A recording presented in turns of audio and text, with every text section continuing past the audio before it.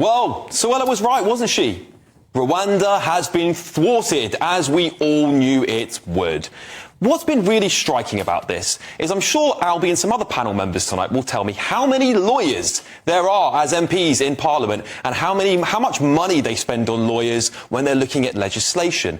Was it because they wanted Rwanda plan to fail? Do they want to use the ECHR as a little toy to dangle at the electorate in the next election? Well, I think so. Now, what's really, really interesting about this, the government and Rishi Sunak has come out and said he's going to introduce emergency powers.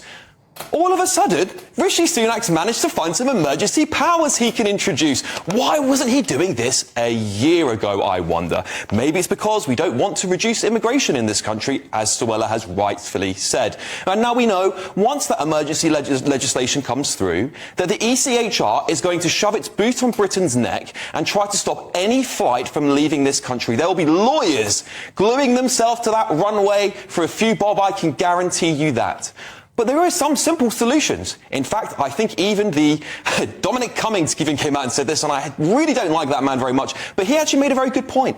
Why can't the government just say that anyone who comes here by boat will never get legal status? Why can't we invest in some technology to see when these boats are arriving so we can tow them back to France? It's because I think our leaders don't intend to change the situation, and I guarantee you not a single flight will leave to Rwanda before the next election, and the Tories are going to use this as their big next Brexit campaign and dangle another carrot in front of the British public. So I firmly believe, we should withdraw from the ECHR right now, avoid the international humiliation, finally take our sovereignty, as we were promised time and time again by Brexit, into our own hands, introduce our own Bill of British Human Rights, which will enshrine so many of the similar laws that European Union will favour, and get it done. Let's actually get Brexit done, get out of the ECHR and be sovereign again.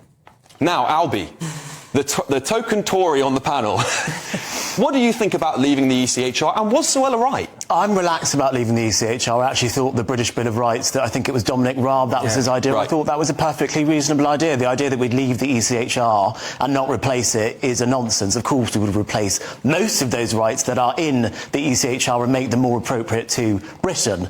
But I can't stand Suella Braverman, so no, she's not right about anything. How can you say she's not right when she has literally been proven right this week? And she's playing a character, because in her maiden speech in 2015, she spoke about tolerance and fellowship towards immigrants and hoped that our union with the EU would remain a happy marriage, and she promised to serve with humility, integrity and warmth. Now, Darren, I know in 2016 you were a Lib Dem and then 5 minutes later you decided you were Brexiteer, but you were young.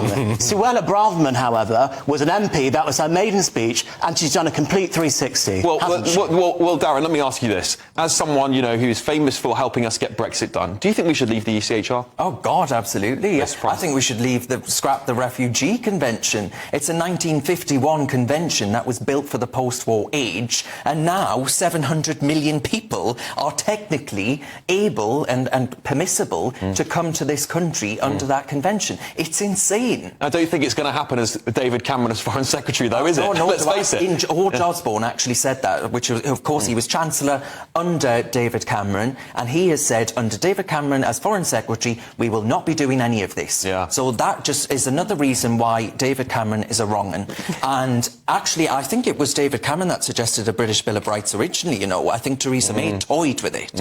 And it just goes to show that he can take more positions than, well, the Kama Sutra. Belinda, you were MEP, obviously. Yeah. What will be the response in the European Parliament to this if we did leave the ECHR? Oh my gosh, I think it'll be very interesting, because I will expect the horror that, my gosh, this is ruining peace in Europe in our time. But actually the mood across Europe, especially in countries like Italy, Denmark, Austria, even Germany, are now looking to the UK and going, we need to do something. The UK is onto something. And actually, as it's moving right across Europe in politics, the UK is suddenly moving all liberal again. We're going against the tide. I think the best way is that the EU, Europe comes together and they just suspend parts of the ECHR, there's no way we'll ever leave it. That's a dead duck. And do not believe the Tories if they say they're going to. They're just going to try and con us into voting for them again. They will suspend parts of it so that we can all use a Rwanda-style type of processing. But wouldn't that be better than leaving it all together, reforming it so it actually works for modern Europe? Well, no, if I could choose to leave it, I would absolutely leave it, because it is totally outdated. It's also a totally different monster to when it was first thought up. It's hugely overreaching. Well, Benjamin, you know, I don't know if you describe yourself as a Starmerite. I don't know whether that's correct. A cheerleader. OK, right.